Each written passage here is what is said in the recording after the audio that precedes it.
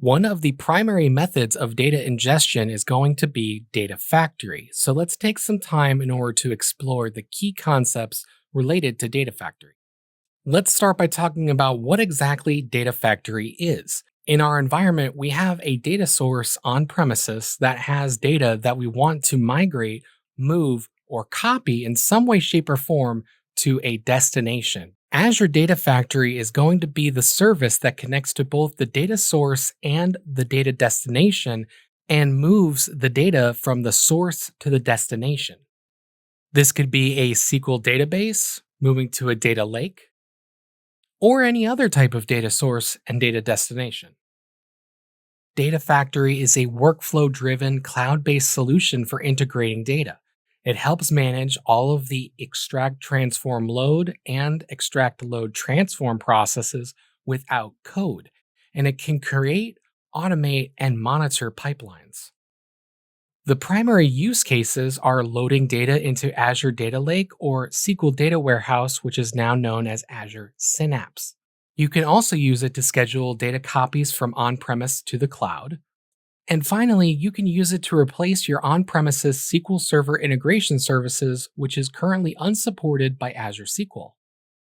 So how does Azure Data Factory work? In our data flow diagram, we have connections and link services, which is going to be our data source and data destination. We have the data set and we have a pipeline. Let's go through each one of these individually.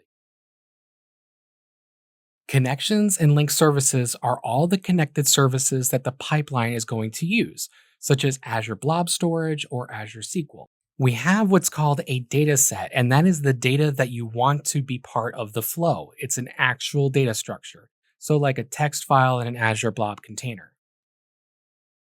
And then finally, we have a pipeline. Since Data Factory is a code-free system, the pipeline is what is providing the logic for the move.